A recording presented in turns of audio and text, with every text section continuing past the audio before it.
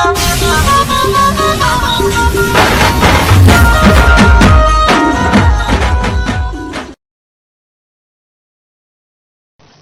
आपन मिट्टी आपन भाषा में रउआ सबका स्वागत बाटे। हम उमेश पांडे। आज हम पहुंचल बनी भरियार बाजार में। भरियार बाजार से रउआ के ये तस्वीर दिखा रहल बनी। ई तस्वीर देख रहल बनी जो कि फल के दुकान लागल बाटे।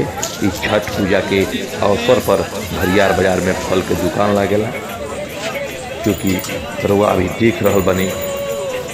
जबरदस्त भीड़ भड़ाका के बीच में ई फल के दुकान लागल बाटे। ग्राहक फल खरीद रहल बान, जो छठ व्रती बान उ फल खरीद रहल बान। छठ पूजा के अवसर पर ही भरियार बाजार में ई दुकान लागेला, जो कि एकदम मेला में तब्दील हो चुकल बटुए। तो आपन मिट्टी आपन भाषा की रिपोर्ट बाटे ई, जो कि भरियार से हम दिखा रहल बनी।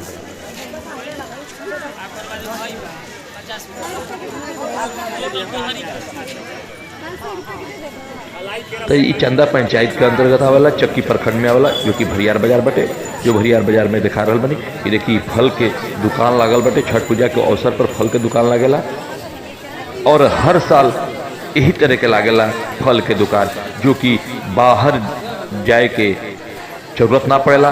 ये भरियार से ही लोग के खरीदारी हो जाला। जो भी छठ व्रती बड़न वो भरियार से ही खरीदारी करेलन। भरियार से खरीदारी करके नज़दीक पड़ेला। भाव भी बहुत सुंदर मिल जाला। एक चलते एजा एगो मेला निहन तब्दील हो जाला। पूरा छठ व्रती भरियार के ही बाजार करे खातिर अपन रुख मोड़ लेलन और भरियार बाजार से ही जो भी पूजा के सामग्री बटे वो खरीदारी करेलन। ये भरियार बाजार बच्चा की प्रखंड के अंतर्गत आवेला।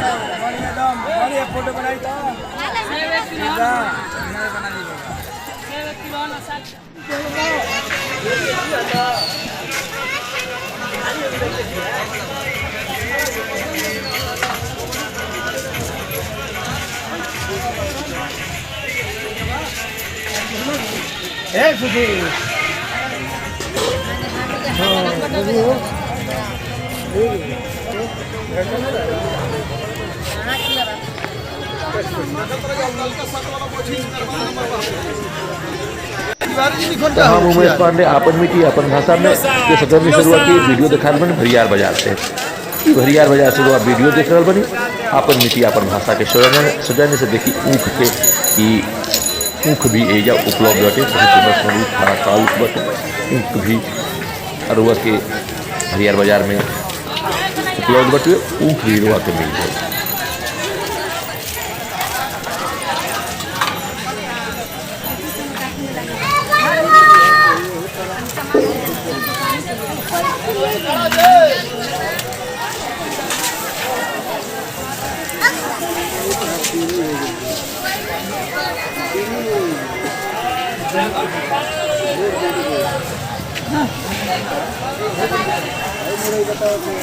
टमाटर